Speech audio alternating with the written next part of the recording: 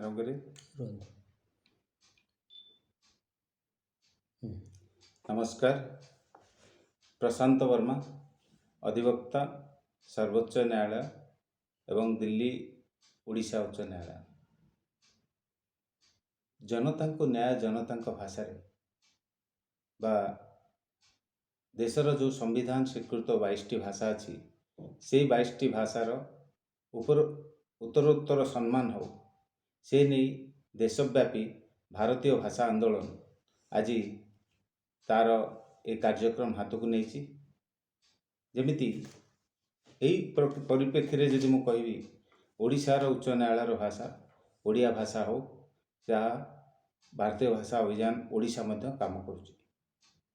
आमर देश रे जो संविधान स्वीकृत 22टी भाषा अच्छी विभिन्न प्रदेश गुड़िक आमर ये कार्यक्रम चली मते दायित्व हिसाब रे जदि आपण पचारे ताले मु राष्ट्रीय उपाध्यक्ष अच्छी बा मो पाखे वर्तमान 4टी प्रदेश अच्छी सी हूँ ओडिशा, पश्चिमबंग, बिहार एवं झारखंड। ये 4टी प्रदेश रे भारतीय भाषा अभियान जो कार्यक्रम अच्छी बा भारतीय भाषा आंदोलन जो कार्यक्रम गुड़िक अच्छी ताको आमे हाथ को नहीं।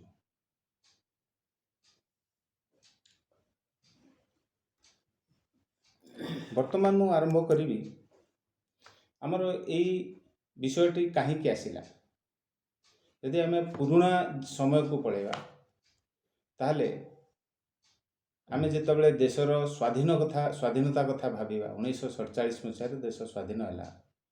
देशर स्वाधीनता पर आमे माने समस्वर रे सम भाव रे समस्ते निजको कहले जे फिरंगी भाषा वर्जन कर, फिरंगी वस्तु वर्जन कर बा इंग्रेज छाड़ आंदोलन चलता। इंग्रेजी भाषा मध्य छाड़ जो देश स्वाधीन हो गला स्वाभाविक भाव आमर जो संविधान तैयारी है 1950 मसीह आप समस्ते जानते 26 नवंबर 1950 रे संविधान तैयारी है। संविधान निर्मातागण से समय निर्णय ने जे आम देश रे संविधान रो कौन कौन जिनस अनुच्छेद गुड़िक रो विषय रे विभाग रे रहिबो। संविधान रो 17तम भाग जोटा देशर भाषा उपरे कहूची ताहा 343 अनुच्छेद रु नहीं 351 अनुच्छेद पर्यंत अटे। से आमर केन्द्र भाषा कौन रहिबो, राज्यर कौन भाषा रहिबो, केन्द्र भाषा जोटा आमर राष्ट्रीय राजभाषा कहूचे केन्द्र राष्ट्रीय राजभाषा बा राज्य राजभाषा गुड़िक यही जो अनुच्छेद गुड़िक 341 रु नहीं 351 पर्यंत 343 रु नहीं 351 पर्यंत एथरे निर्णीत होइछि वर्णित होइछि। 343 रे कहगला जे केन्द्र भाषा विषय रे जतले आमे कहिले सेतबेले आमे एकथा मध्य से समय निर्णय करथिले जे 15 वर्ष पई आमर सबु शासकीय व्यवस्था रे आमर फिरंगी भाषा बा इंग्राजी भाषा रहिबो कहिना से समय जो अधिकारी माने थिले सेमान सब फिरंगी थिले बा इंग्राजी जानिथिबा लोक मान थिले आउ देशर निजर निजस्व भाषा तो आसीबो तेणु आमे 15 वर्ष समय दरकार ए भले गोटे निर्णय होइतला। आउ सेही अनुच्छेद माने ये रे जदि आपण देखिबे राज्यर राजभाषा विषय अछि आमर अनुच्छेद गुड़िक परवर्ती अनुच्छेद गुड़िक 341 300 ये भीतर जोटा आमर 17तम भाग अछि संविधान सेठी राज्यर राजभाषा कथा कहला। राज्यर राजभाषा कौन रहिबो जहाँ 8म सूची रे वर्णित होइतो। 8म सूची रे आज 22टी भाषा देशर 22टी भाषा अछि सेतरे ओडिया भाषा मध्य अन्यतम हेले आमर ओडिशार राज्यर राजभाषा जेतबेले ओडिया भाषा हो ताले ओडिशा प्रदेशटी को भली भाव रे चलिबो से कथा मध्य संविधान रे लिखा हैतला। आमे 1956 मसीह रे सेही संविधान को सम्मान दे राज्य कौन कला आमर गोटे हूँ भाषा आईन नहीं कि आसला। भाषा आईन आसला तादरे हूँ भाषार प्रयोग है पुणी ताकू आमे किसी जिनस चलाउले किसी जिनस न चलाउले ये कि चलता। प्रदेश गुड़िक ये जो कम चली इतिमध्य एमती धीरे धीरे धीरे धीरे गड़ी गड़ी आज होगला 2021 आम प्राय पाखापाखि 74 वर्ष होगला आम स्वाधीनता को किंतु से जो 15 वर्ष भितर भावना थिला जे भाषाटा बदलिबो ଆମର ଯେଉଁ ସରକାରୀ କାମ ଗୁଡ଼ିକ ନିଜ ନିଜ ଭାଷାକୁ ଆସିବ ଆଜି ପର୍ଯ୍ୟନ୍ତ ହେଇପାରିଲା ନାହିଁ। କେତେବେଳେ କିଏ କାହାକୁ କେଉଁଭଳି ଭାବରେ ଦୋଷ ଦେଉଛନ୍ତି, କିଏ କେମିତି କହୁଛନ୍ତି। ଯେତେବେଳେ ଆମେ ରାଜ୍ୟ ସରକାରଙ୍କୁ ଦେଖୁଛେ, ରାଜ୍ୟ ସରକାର ଦେଖାଉଛନ୍ତି ଯେ ଆମେ ଆଜ୍ଞା ନ୍ୟାୟ ପ୍ରକ୍ରିୟାରେ ତ ବ୍ୟବସ୍ଥାଟା ଆମର 348ରେ ଇଂରାଜୀ ଅଛି, ତେଣୁକରି ଆମେ ଆଉ କେମିତି ୟାକୁ ଓଡ଼ିଆରେ କରିବା। ଏଠି ଗୋଟେ କଥା ଆପଣ ଜାଣି ରଖିବା ଦରକାର ଯେ 348ଟା ଯେଉଁଟା ଆମର ସମ୍ବିଧାନରେ 348ର ପ୍ରୋଭିଜନ୍ ଅଛି, ସେଠି ଆମେ ପ୍ରଥମ ଭାଗରେ କହିଲେ 348(1)ରେ କହିଲେ ଯେ ଉଚ୍ଚ ଏବଂ ସର୍ବୋଚ୍ଚ ନ୍ୟାୟାଳୟର ଭାଷା ଯଦି ବିଧି ଦ୍ୱାରା କୌଣସି ପରିବର୍ତ୍ତନ ନ ଅଣାଯାଇଛି ବା ଆଇନଗତ ଭାବରେ ଆମେ ବଦଳେଇ ନାହିଁ, ଯେଉଁ ପର୍ଯ୍ୟନ୍ତ ବଦଳେଇନେ ସେ ପର୍ଯ୍ୟନ୍ତ ଇଂରାଜୀ ରହିବ। ଗୋଟେ ପରିବର୍ତ୍ତନର ବିଷୟ ଅଛି ଯେ ଇଂରାଜୀ କେଉଁ ପର୍ଯ୍ୟନ୍ତ, ଯେଉଁ ପର୍ଯ୍ୟନ୍ତ ଆମେ ଚାହିଁବା ବା ଯେଉଁ ପର୍ଯ୍ୟନ୍ତ ବିଧି ଦ୍ୱାରା ଅଣାଯିବ, ଏଭଳିଆ ଗୋଟେ କଥା 348(1)ରେ ଲେଖା ହେଇଥିଲା। ସେଇଭଳି 348(2)ରେ ଲେଖାଗଲା ଯେ ରାଜ୍ୟପାଳଙ୍କ ଅନୁମୋଦନ କ୍ରମେ ରାଷ୍ଟ୍ରପତି ସେ ରାଜ୍ୟର ରାଜଭାଷାକୁ ତାଙ୍କ ଉଚ୍ଚ ନ୍ୟାୟାଳୟର ଭାଷା କରିପାରିବେ। ତାମାନେ ଆମେ ଓଡ଼ିଶା ଉଚ୍ଚ ନ୍ୟାୟାଳୟ ପରିପ୍ରେକ୍ଷୀରେ ଯଦି ଦେଖିବା, ଓଡ଼ିଶାର ଯେଉଁ ଆମର ମହାମହିମ ରାଜ୍ୟପାଳ ଅଛନ୍ତି, ସିଏ ଗୋଟେ ଯଦି ଆମର ରାଷ୍ଟ୍ରପତିଙ୍କୁ ଅନୁମୋଦନ କରିବେ, ତାହେଲେ ରାଷ୍ଟ୍ରପତି ସେ ଅନୁସାରେ ଯାହା ବିଧିବଦ୍ଧ ଭାବେ କରିପାରିବେ। ଏଇଠି ପ୍ରଶ୍ନ ଉଠିବ, ଏଇ ଯେଉଁ 348 ପ୍ରାବଧାନ କଥା ଆମେ କହୁଛେ, ଏଇ 348 ପ୍ରାବଧାନଟାକୁ ଆମେମାନେ ଅନ୍ୟ କୌଣସି ଜାଗାରେ ଦେଶରେ ଲାଗିଛି ନା ଖାଲି ଆମେ ଓଡ଼ିଶା ପାଇଁ କହୁଛେ, ସେଇଟା ଗୋଟେ ହେଉଛି ପ୍ରଶ୍ନ ଉଠିପାରେ। ଆପଣମାନେ ଜାଣିବେ ବା ଜାଣିଥିବେ ବହୁତ ମୁଁ ଭାବୁଛି 348କୁ ପ୍ରୟୋଗ କରି 348(2)କୁ ପ୍ରୟୋଗ କରି ଆଜି ଆମ ଦେଶରେ 4ଟି ପ୍ରଦେଶରେ ତାଙ୍କର ନିଜର ରାଜ୍ୟର ରାଜଭାଷାକୁ ତାଙ୍କ ଉଚ୍ଚ ନ୍ୟାୟାଳୟର ଭାଷା କରିଛନ୍ତି। ସେ 4ଟି ରାଜ୍ୟ କ'ଣ କ'ଣ ନା ବିହାର, ଆମର ମଧ୍ୟପ୍ରଦେଶ, ରାଜସ୍ଥାନ ଏବଂ ଉତ୍ତରପ୍ରଦେଶ। ଏଇ 4ଟି ପ୍ରଦେଶରେ ଆଜି ଉଚ୍ଚ ନ୍ୟାୟାଳୟ ଗୁଡ଼ିକ ତାଙ୍କ ନିଜ ଭାଷା, ନିଜ ରାଜ୍ୟ ରାଜଭାଷା, ସେମାନଙ୍କର 4ଟି ଯାକ ହିନ୍ଦୀ ଭାଷାଭାଷୀ କ୍ଷେତ୍ର, ତେଣୁ ସେମାନେ ତାଙ୍କର ରାଜ୍ୟ ରାଜଭାଷାରେ ତାଙ୍କ ଉଚ୍ଚ ନ୍ୟାୟାଳୟର ଭାଷା ଚଲେଇଛନ୍ତି। କିନ୍ତୁ ଭାରତୀୟ ଭାଷା ଆନ୍ଦୋଳନ ଆଜି କହୁଛି ଯେ ଯଦି ଆପଣ କେରଳରେ ଯାଉଛନ୍ତି ତାହେଲେ ମାଲାୟାଲମ କରନ୍ତୁ, ତାମିଲନାଡୁରେ ଯାଉଛନ୍ତି ତାମିଲ ଭାଷା କରନ୍ତୁ, ବା ବଙ୍ଗଳାରେ ପଶ୍ଚିମବଙ୍ଗରେ ଯାଉଛନ୍ତି ବଙ୍ଗଳା ଭାଷା କରାଯାଉ, ଓଡ଼ିଶାରେ କରାହେଉଛି ତ ଓଡ଼ିଆ ଭାଷା। ଏମିତି ଯେଉଁ ଦେଶର ସମ୍ବିଧାନ ସ୍ୱୀକୃତ 22ଟି ଭାଷା ଅଛି, ସେ 22ଟି ଭାଷାର ଉତ୍ତରୋତ୍ତର ସମ୍ମାନ ହେଉଛି। ଏ କଥା ଯେତେବେଳେ ଆମେ କହୁ ବା ଓଡ଼ିଶା ପରିପ୍ରେକ୍ଷୀରେ ଆମେ ଯେତେବେଳେ ଦେଖୁ ଏଟାକୁ, ଆମେ ଯେତେବେଳେ ସେଇ ପୁଣି ପୁରୁଣା କଥାଟାକୁ ଭାବୁ, ଦେଖନ୍ତୁ ସେତେବେଳେ ଆମେମାନେ ମଧ୍ୟ ଦେଶଟାକୁ ସ୍ୱାଧୀନ କଲେ, ସେ ସମୟରେ ଆମର ସ୍ୱାଧୀନତାରେ ଲଢ଼ୁଥିବା ଆମେ ମଧୁବାବୁଙ୍କର ମାନେ ସବୁ ସମ୍ମାନ କରୁଛେ, ଫକୀରମୋହନ ସେନାପତିଙ୍କୁ ପୁରା ସମ୍ମାନ କରୁଛେ, ଗୋପବନ୍ଧୁଙ୍କୁ ସେମିତି ସମ୍ମାନ କରୁଛେ, ଆମର ମାନେ କେତେ ଆପଣ ଗଙ୍ଗାଧର ମେହେରଙ୍କୁ, ସମସ୍ତଙ୍କୁ ଯେତେବେଳେ ଆମେ ସମ୍ମାନ କରୁଛେ ରାଜ୍ୟରେ, ତାଙ୍କର ମାତୃଭାଷାକୁ କାହିଁ ସମ୍ମାନ କରିବା? ଏଇଟା ଗୋଟେ କଥା। ଦ୍ୱିତୀୟ କଥା, ଆମମାନେ ଏଇ ଯେଉଁ ଭାରତୀୟ ଭାଷା ଆନ୍ଦୋଳନ ବା ଏଇଥିରେ ଯେଉଁ ଅଧିବକ୍ତାମାନେ ଲାଗିଛନ୍ତି, କେବଳ ଯେ ଏଇଟା ଅଧିବକ୍ତାମାନଙ୍କର ବିଷୟ ନୁହେଁ, ଏଇଟା ଗୋଟେ ସାଧାରଣ ଜନତାଙ୍କର ବିଷୟ।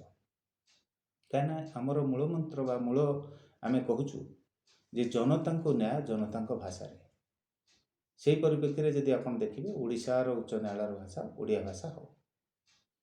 ଯେତେବେଳେ ଆମେ ଏକଥା କହୁଛେ, ଆମେ ଏଇଟା କାହା ପାଇଁ କରୁଛେ? ଆମେ ନିଶ୍ଚିତ ଭାବେ ଓଡ଼ିଶାର ଯେଉଁ 4.5 କୋଟି ଜନତା ଅଛନ୍ତି, ସେମାନେ ଯେତେବେଳେ ତାଙ୍କର ଦୁଃସମୟରେ ବା ଅସମୟରେ ଯେତେବେଳେ ନ୍ୟାୟାଳୟ ଦ୍ୱାରସ୍ଥ ହୁଅନ୍ତି, ସେମାନେ ତାଙ୍କ କଥାକୁ ଯେତେବେଳେ ପରିବ୍ୟକ୍ତ କରିବାକୁ ଚାହାନ୍ତି, ଆଦାନ ପ୍ରଦାନ କହିବାରେ ଯେତେବେଳେ ସେ ଚାହାନ୍ତି, ସେତେବେଳେ ସେମାନେ ନିଜସ୍ୱ ଭାବେ କରିପାରନ୍ତି ନାହିଁ। ଅଧିବକ୍ତା ମହୋଦୟ ହୁଅନ୍ତୁ ବା ନ୍ୟାୟାଧୀଶ ମହୋଦୟ ହୁଅନ୍ତୁ, ତାଙ୍କର ଯେଉଁ ବାଦ ଗୁଡ଼ିକରେ ଯେତେବେଳେ ତାଙ୍କ ବିଷୟରେ କଥାବାର୍ତ୍ତା ହୁଏ, ସେମାନଙ୍କର ଜାଣିବାର କୌଣସି ଇଏ ନଥାଏ। ଆମର ସେଟାକୁ କହିବାରେ ଯେ ତାଙ୍କର କିଛି ଜାଣିବାର କିଛି ସ୍କୋପ୍ ନଥାଏ। କିନ୍ତୁ ଏଇ ଜିନିଷଟାକୁ ଆପଣ ଯଦି ଦେଖିବେ, ପ୍ରକୃତରେ ଭଲ ଭାବରେ ଭାବିବେ, ନ୍ୟାୟାଳୟଟା କାହା ପାଇଁ? ନ୍ୟାୟାଳୟଟା କ'ଣ ସେଇ ନ୍ୟାୟାଧୀଶ ଆଉ ଆମର ନ୍ୟାୟାଳୟ ସ୍ଥିତ ଅଧିବକ୍ତାମାନଙ୍କ ପାଇଁ, ନା ମୁଦେଇ ମୁଦାଲା ପାଇଁ ଯେଉଁମାନେ ସେ ନ୍ୟାୟାଳୟ ଦ୍ୱାରସ୍ଥ ହୋଇଛନ୍ତି? ନିଶ୍ଚିତ ଭାବେ ନ୍ୟାୟାଳୟ ସ୍ଥିତ ଯେଉଁ ମୁଦେଇ ମୁଦାଲାମାନଙ୍କ ପାଇଁ, ଯେଉଁମାନେ ନ୍ୟାୟ ପାଇଁ ଯାଉଛନ୍ତି, ସେମାନେ ପଇସା ଦେଉଛନ୍ତି, ସେମାନେ କୋର୍ଟ ଫିସ୍ ଦେଉଛନ୍ତି, ଓକିଲ ପଇସା ଦେଉଛନ୍ତି, କିନ୍ତୁ ସେମାନେ ମୂକ ଭଳି ଦେଖୁଥାନ୍ତି। ସେ ଜାଣିନଥାନ୍ତି ଯେ କ'ଣ ତାଙ୍କର ନ୍ୟାୟରେ ତାଙ୍କ ବିଷୟରେ କ'ଣ ହେଉଛି, କଥା ହେଉଛି। ତାଙ୍କୁ ଯାହା ଅଧିବକ୍ତା କୁହନ୍ତି ବା ନ୍ୟାୟାଧୀଶ କୁହନ୍ତି, ସେ ସ୍ୱାଭାବିକ ଭାବେ ଯେତିକି ବୁଝିପାରନ୍ତି ସେତିକି, କିନ୍ତୁ ବହୁ ସମୟରେ ବହୁ ଜିନିଷ ସଂଶୟ ରହିଯାଏ। ଏଇ ଯେଉଁ ବିଷୟଟା, ଏଟାକୁ ଭାରତୀୟ ଭାଷା ଆନ୍ଦୋଳନ ଉଠେଇବାର ଏକମାତ୍ର ଲକ୍ଷ୍ୟ ଯେ ଲୋକମାନଙ୍କର କାହିଁ ନା କାହିଁ ମନରେ ସବୁବେଳେ ଗୋଟେ ସଂଶୟ ରହୁଛି ନ୍ୟାୟ ପ୍ରକ୍ରିୟାରେ। ବୋଧହୁଏ ଆମକୁ ଦେଶ ଠିକ୍ ଭାବରେ ଜଣାଇ ପାରୁନି କି ସେ ଯେଉଁ ନ୍ୟାୟାଧୀଶମାନଙ୍କ ପାଖକୁ ଯାଉଛି ସେଠି କିଛି ଗୋଟେ ନିଜ ଭିତରେ ଆଦାନ ପ୍ରଦାନରେ କିଛିଟା କମି ରହିଯାଉଛି। ଯେତେବେଳେ ନ୍ୟାୟାଳୟ ଗୁଡ଼ିକ ତା'ର ହେଉଛି ଆଦେଶକୁ ପାରିତ କରୁଛନ୍ତି, ସେ ଯେଉଁ ଭାଷାରେ ଲେଖୁଛନ୍ତି ତାକୁ ମଧ୍ୟ ସେ ବୁଝିବାର ତା'ର ଶକ୍ତି ନଥାଏ। ସାଧାରଣ ଜନତାଟିକୁ ଯେତେବେଳେ ଦେଖିବେ ଆପଣ, ବିଦ୍ୱାନ ଅଧିବକ୍ତାମାନେ ବୁଝିପାରନ୍ତି, ଅନେକ ଅଧିବକ୍ତା ମଧ୍ୟ ଅଛନ୍ତି ତାକୁ ବି ଠିକ୍ ଭାବରେ ବି ଅନେକ ଶବ୍ଦ ବୁଝିପାରନ୍ତି ନାହିଁ। ବାଧ୍ୟ ସିଏ ବି ତାପରେ ତାଙ୍କ ସାଥିମାନଙ୍କ ପାଖକୁ ପଚାରନ୍ତି। ଏଥିରେ କିଛି ଭାବିବାର କିଛି ଇଏ ନାହିଁ, କାହିଁକିନା ଏଇଟା ଆମ ନିଜସ୍ୱ ମାତୃଭାଷା ନୁହେଁ। ମୁଁ ଯଦି ନ ବୁଝିପାରିଲି, ମୁଁ ନିଜ ଦେଶରେ ଥାଇକି ବୁଝିପାରୁନି ମୋ ଭାଷାଟାକୁ, ମୋ ବିଷୟରେ କ'ଣ କଥା ହେଉଛି, ମୁଁ ନ୍ୟାୟ ପ୍ରକ୍ରିୟାରେ ମୋ ନ୍ୟାୟାଳୟ ପାଖକୁ ଯାଉଛି। ମୋ ନ୍ୟାୟାଳୟ ନା, ମୋ ଦେଶର ନ୍ୟାୟାଳୟ। ସମ୍ବିଧାନ ମୋତେ ତ ସେତିକି ଦେଇଛି ନା, ଆଟଲିଷ୍ଟ ମୁଁ ମୋ ଜିନିଷଟାକୁ, ମୋ ନିଜ କଥାଟାକୁ ବୁଝିପାରିବି, ନିଜକୁ ପରିବ୍ୟକ୍ତ କରିପାରିବି। ଏଇ ବିଷୟଟା ଆମେମାନେ ଯେତେବେଳେ କହୁଛେ ସେତେବେଳେ ଆମେମାନେ ନିଶ୍ଚିତ ଭାବରେ ଜାଣିପାରି ରଖିବା ଦରକାର ଯେ ଏଇଟା ହେଉଛି ଗୋଟେ ଭଗବାନଙ୍କ କାମ ବୋଲି କହିବା। ଏଥିରେ ଦଳଗତ, ଜାତିଗତ ବା ଧର୍ମଗତ ନିର୍ବିଶେଷରେ କାମ।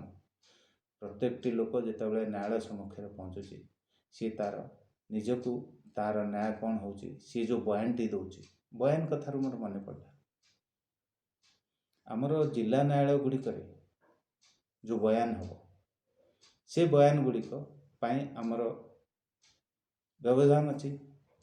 ଆମର ଦୁଇଟି ହେଉଛି ଆଇନ ଅଛି, ଦିୱାନୀ ପ୍ରକ୍ରିୟା ବା ଆମର ଫୌଜଦାରୀ ପ୍ରକ୍ରିୟା, ଯେଉଁ CRPC ଆଉ CPC କହୁଛନ୍ତି। ଏ ଦୁଇଟା ମୁଖ୍ୟ ଆଧାରରେ ତ ଆମର ହେଉଛି ନ୍ୟାୟାଳୟ ଗୁଡ଼ିକ ଚାଲିଛି ନା। ଯେଉଁ ଦିୱାନୀ ପ୍ରକ୍ରିୟା ଅଛି ସେଥିରେ ଧାରା 137 କ'ଣ କହୁଛି, ଆଉ ଫୌଜଦାରୀରେ 272 କ'ଣ କହୁଛି, ସେଟାକୁ ଆମେମାନେ ଜାଣିଲେ, ପଢ଼ିଲେ ଆମେ ବୁଝିପାରିବା ଯେ ନ୍ୟାୟାଳୟ ପ୍ରକୃତରେ, ଜିଲ୍ଲା ନ୍ୟାୟାଳୟ ଗୁଡ଼ିକ ପ୍ରକୃତରେ ତାଙ୍କୁ ସେ ଯେଉଁ ଭାଷାରେ ତାଙ୍କର ବୟାନ ଦେଉଛନ୍ତି କି ସେ ଯେଉଁ ଭାଷାରେ କହିବା ପାଇଁ ଚାହୁଁଛନ୍ତି ତାକୁ ନେବା ଆବଶ୍ୟକତା ଅଛି। ସେଟା ହେଉଛି ଲେଖା ହେଇଛି, ମାନେ ଯେଉଁଟା ଆମର ଆଇନରେ ଲେଖା ହେଇଛି। ହେଲେ ଯଦି ଆଇନରେ ଲେଖା ହେଇଛି, ଆମମାନେ କାହିଁକି ସେମାନଙ୍କୁ ସେଥିରୁ ପାଇବାରୁ ବଞ୍ଚିତ କରିବା? ଯଦି ସାଧାରଣ ଜନତାଟିଏ ଜାଣିନାହିଁ ଏ ବିଷୟଟା, ଆମମାନେ ତାକୁ ନିଶ୍ଚିତ ଜଣାଇ ଦେଉଛୁ ଯେ ଆଜ୍ଞା ଏମିତି ଗୋଟେ ବ୍ୟବଧାନ ଅଛି, ପ୍ରାବଧାନ ଅଛି, ଯେଉଁ ମାଧ୍ୟମରେ ଆପଣମାନେ ଜାଣିପାରିବେ ବା ନ୍ୟାୟାଳୟକୁ ଆପଣ କହିପାରିବେ, ଗୁଜାରିଶ କରିପାରିବେ, ଗୁହାରି କରିପାରିବେ ଯେ ମହୋଦୟ, ମୁଁ ମୋ ନିଜ ଭାଷାରେ ନିଜ କେସ୍ଟାକୁ କରିବାକୁ ଚାହୁଁଛି। CPCର ଆପଣଙ୍କୁ କହିଲି ଦିୱାନୀ ପ୍ରକ୍ରିୟା ଯେଉଁଟା, ତା ଦେହରେ 137, CRPCରେ ଆପଣଙ୍କର 272। ଏ ଦୁଇଟା ପ୍ରୋଭିଜନ୍ ଆପଣମାନେ କହିବାର ଅଛି ଯେ ଆଜ୍ଞା ମୋର ନ୍ୟାୟ, ମୋତେ ମୋ ନିଜ ଭାଷାରେ ଆପଣ ଦିଅନ୍ତୁ। ତାପରେ ଆସିଲା ଆପଣଙ୍କର ଯେଉଁ ଆଦେଶ ଗୁଡ଼ିକ ଆସିବ। ଆଦେଶ ଆପଣଙ୍କର ଦେଖନ୍ତୁ, ବର୍ତ୍ତମାନ ସର୍ବୋଚ୍ଚ ନ୍ୟାୟାଳୟ କଥାକୁ ଆମେ ଯଦି ସେଇ ପରିପ୍ରେକ୍ଷୀରେ ଦେଖିବା, ମହାମହିମ ରାମନାଥ କୋବିନ୍ଦ जी ଆମର ବର୍ତ୍ତମାନ ଦେଶର ରାଷ୍ଟ୍ରପତି ଅଛନ୍ତି। ସେ ଅନେକ ସମୟରେ ବିଭିନ୍ନ ସ୍ଥାନରେ, କେରଳରେ, ଆହ୍ଲାବାଦରେ, ଆମର ଦିଲ୍ଲୀରେ ଏବଂ ଅନେକ ସ୍ଥାନରେ ସର୍ବୋଚ୍ଚ ନ୍ୟାୟାଳୟର ମୁଖ୍ୟ ନ୍ୟାୟାଧୀଶଙ୍କ ସମକ୍ଷରେ ମଧ୍ୟ, ଆଉ ଅନ୍ୟ ସେ ରାଜ୍ୟ ଗୁଡ଼ିକରେ ତାଙ୍କର ମୁଖ୍ୟ ନ୍ୟାୟାଧୀଶମାନେ ଥାଆନ୍ତି। କହିଲେ ଆପଣମାନେ ନ୍ୟାୟ ପ୍ରକ୍ରିୟାରେ ଆପଣମାନେ ଯେଉଁ ମୁଦେଇ ମୁଦାଲାମାନେ ଆପଣଙ୍କ ସମକ୍ଷରେ ଆସୁଛନ୍ତି, ତାଙ୍କୁ ନ୍ୟାୟ ତାଙ୍କ ଭାଷାରେ ପ୍ରଦାନ କରନ୍ତୁ। ଏ କଥାଟାକୁ ଦେଖିକି ବାରମ୍ବାର ଯେତେବେଳେ ହେଲା, ମୁଁ ଭାବୁଛି ବୋଧହୁଏ ଏଭଳି ହେଲା ଯେ ସର୍ବୋଚ୍ଚ ନ୍ୟାୟାଳୟ ଏ କଥାଟାକୁ ଗୁରୁତ୍ୱର ସହିତ ନେଲେ।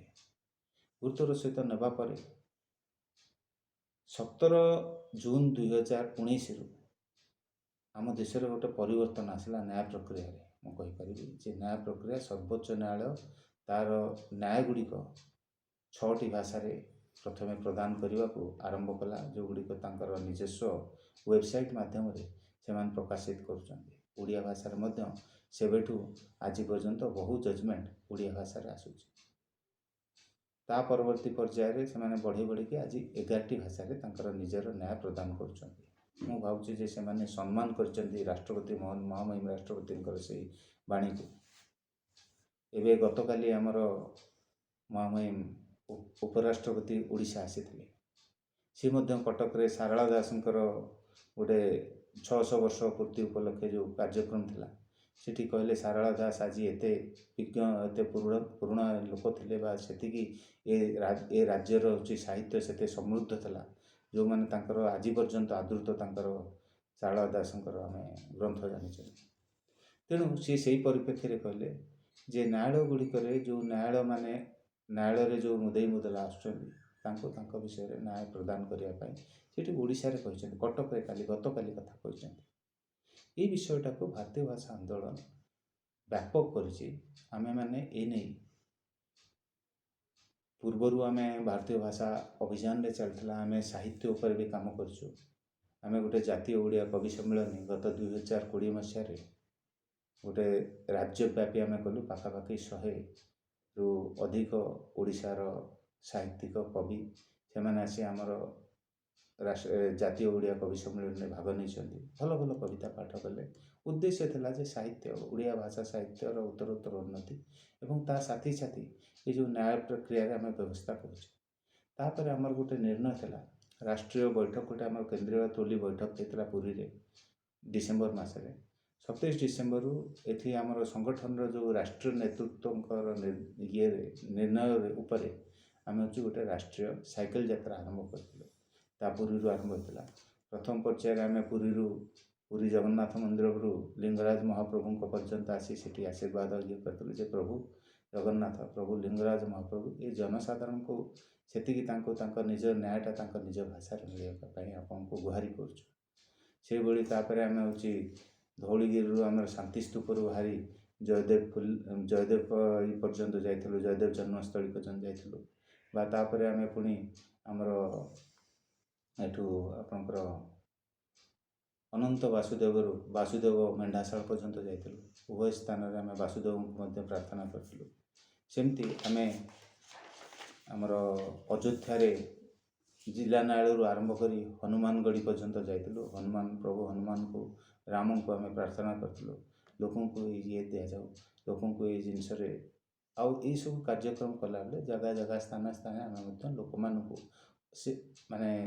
ସଚେତନ କରାଇଥିଲୁ ଏବଂ ସଚେତନ ସହିତ ଆମେ ତାଙ୍କୁ ଜଣେଇଥିଲୁ ଯେ ଆପଣମାନେ ଏଇ ପ୍ରୋଗ୍ରାମରେ ଆପଣମାନେ କରିପାରିବେ। ତାପରେ ଆଗାମୀ ଦିନ ଗୁଡ଼ିକରେ ତାପରେ ଆମେ ଓଡ଼ିଶାରେ ମଧ୍ୟ ଆହୁରି ଅନେକ ସ୍ଥାନରେ କରିଛୁ। ସାଲେପୁରରେ ହେଉ କିମ୍ବା ଆମର ଏଠି ହେଉ, ଆମର ଅନୁଗୁଳରୁ ତାଳଚେର ହେଉ, ଅନୁଗୁଳ ଆମର ୟାଙ୍କର ମାଳତୀ ଚୌଧୁରୀଙ୍କର ଆଶ୍ରମରୁ ନେଇକି ତାଳଚେର ରାଜବାଟୀ ପର୍ଯ୍ୟନ୍ତ କାର୍ଯ୍ୟକ୍ରମ ହେଇଥିଲା। ଅନେକ ସ୍ଥାନରେ ଏମିତି ଅନେକ କାର୍ଯ୍ୟକ୍ରମ ଚାଲିଛି। ଏବଂ ଏଇ କିଛି ଦିନ ତଳେ ଆମର ଦିଲ୍ଲୀରେ 3ଟି ଜଗନ୍ନାଥ ମନ୍ଦିର, ଆମର ଜଗନ୍ନାଥ ମନ୍ଦିର ବସନ୍ତ କୁଞ୍ଜରୁ ତାପରେ ଆମେ ହଜଖସ୍ ଜଗନ୍ନାଥ ମନ୍ଦିର ଏବଂ ହଜଖସ୍ ଜଗନ୍ନାଥ ମନ୍ଦିରରୁ ତ୍ୟାଗରାଜ ନଗର ଜଗନ୍ନାଥ ମନ୍ଦିର ଓଡ଼ିଆ ଲୋକମାନଙ୍କ ପାଇଁ ସେଠି ଦିଲ୍ଲୀ ସ୍ଥିତ ଯେଉଁ 10 ଲକ୍ଷରୁ ଉର୍ଦ୍ଧ୍ୱ ଓଡ଼ିଆ ଅଛନ୍ତି ତାଙ୍କ ମଧ୍ୟରେ ଗୋଟେ ଜାଗରଣ ସୃଷ୍ଟି ହେଇଥିଲା। ଆଗାମୀ ଦିନରେ ଏମିତିରେ ଆମ କାର୍ଯ୍ୟକ୍ରମ ରହିଛି, ଅନେକ କାର୍ଯ୍ୟକ୍ରମ ରହିଛି। ରାଜ୍ୟପାଳଙ୍କୁ ଥରେ ଦୁଇଥର ଆମେ ଭେଟିଲୁଣି, କିନ୍ତୁ ଏ ବିଷୟରେ ଆମେ କିଛି ବିଶେଷ କରିନାହୁଁ। ଏ ବିଷୟଟି ଆମର ଓଡ଼ିଶାବାସୀମାନଙ୍କୁ ଅନୁରୋଧ ଯେ ସେମାନେ ଶିଶୁମାନଙ୍କୁ ଓଡ଼ିଆ ଭାଷାରେ ମଧ୍ୟ ପାଠ ପଢ଼ାଇବାଟା ଆରମ୍ଭ କରି ଯେଉଁଟାକି ଆମର ରାଷ୍ଟ୍ରପତି ମହୋଦୟ ବର୍ତ୍ତମାନ କହିଛନ୍ତି, ଯେଉଁ ଆମର ଯେଉଁ ପ୍ରାଥମିକ ଶିକ୍ଷାରେ ଯେଉଁଟାକି କାହିଁକିନା ଆପଣମାନେ ଯଦି ଦେଖିଥିବେ ଆନ୍ଧ୍ରପ୍ରଦେଶ ରାଜ୍ୟ ଯେଉଁ ନିର୍ଣ୍ଣୟ କରିନେଲା ଯେ ହଠାତ୍ ଯେ ହେଉଛି ଆମେ ତେଲୁଗୁରେ କେବଳ ପିଲାଙ୍କୁ ପାଠ ପଢ଼ାଇବା, ଏ ତେଲୁଗୁ ନୁହେଁ, ତାଙ୍କ ନିଜ ତେଲୁଗୁ ଭାଷା ଛାଡ଼ି ଆମେ ଇଂରାଜୀରେ ପାଠ ପଢ଼ାଇବା, ପିଲାମାନେ ବହୁତ ଆଗକୁ ଉନ୍ନତି କରିଯିବେ। ସେଟାକୁ ଯେତେବେଳେ ଉଚ୍ଚ ନ୍ୟାୟାଳୟ ସମକ୍ଷରେ ଗଲା, ଉଚ୍ଚ ନ୍ୟାୟାଳୟ ଅକ୍ସଫୋର୍ଡ ୟୁନିଭର୍ସିଟିର ଯେଉଁ ଗୁଡ଼ିକ ଦେଖି ତଥ୍ୟକୁ ଦେଖି ସେମାନେ କହିଲେ ନା ପ୍ରକୃତରେ ଯେଉଁ ଛୋଟ ପିଲାଟି ତାକୁ ଯଦି ତା ମା ପାଖରୁ ଯେଉଁ ଶବ୍ଦଟା ଶିଖିକି ଆସିଛି ହଠାତ୍ ଯଦି ତାକୁ ଆମେ ଫିରଙ୍ଗୀ ଭାଷା ବା ଅନ୍ୟ କୌଣସି ଭାଷାରେ ଆମେ ତାକୁ ପଢ଼ାଇବା, ତେଣୁକରି ସେ ତା'ର ହେଉଛି ମାନସିକ ବିକାଶ କେବେ ହେଲେ ସେଇ ସ୍ତରରେ ହେଇପାରିବନି ଯିଏ ଗୋଟେ ନିଜ ମାତୃଭାଷାରେ ପ୍ରଥମେ ନିଜ ପାଠ ଆରମ୍ଭ କରିଥିବ। ତେଣୁ ଏଇ ଜିନିଷଟି ଆମମାନେ କେବଳ ନିଜର ପିଲାମାନଙ୍କୁ ମୋ ପିଲାଟି ମୋ ପାଇଁ ଭଲ ବଡ଼ ହେବା କଥା, ତା ମାନସିକ ବିକାଶ ହେବା ଦରକାର। ସେ କଥାକୁ ମଧ୍ୟ ମୁଁ ଯେତେବେଳେ ପିଲାକୁ ପାଠ ପଢ଼ାଉଛି ସେଟାକୁ ଭାବିକି ଯଦି ମୋ ପିଲାଟି ହେଉଛି ପିଲା ଛୋଟବେଳରୁ ସେ ଓଡ଼ିଆରେ ହେଉଛି ସବୁ ଜିନିଷ ଜାଣିଲା, ତାକୁ ତା'ର ମାନସିକ ସ୍ତରଟାକୁ କେବେ ହେଲେ ମୁଁ ତଳକୁ ଖସେଇ ଦେବା କଥା ନୁହେଁ। କୌଣସିଟି ବି ଆମର ଯେଉଁ ଗାର୍ଡ଼ିଆନ୍ କହିପାରିବେ ସେମାନେ କେବେ ହେଲେ ଏ ଜିନିଷକୁ ମୁଁ ଭାବୁନି ଯେ ହେଉଛି ଠିକ୍ ବୋଲି ଭାବିବେ। ତେଣୁ ଏଇଟା ହେଉଛି ମୁଁ ଏଥିରେ କେବଳ ଏତିକି କହିପାରିବି ଯେ ଏଇ ବିଷୟଟାକୁ ଆପଣମାନେ ଚିନ୍ତା କରିବେ। ନିଜ ମାତୃଭାଷାରେ ପିଲାଙ୍କୁ ପାଠ ପଢ଼ିଥିଲେ ଭଲ ତାର ରହିବ, ସୁଫଳ ରହିବ, ଏତିକି କହିବି।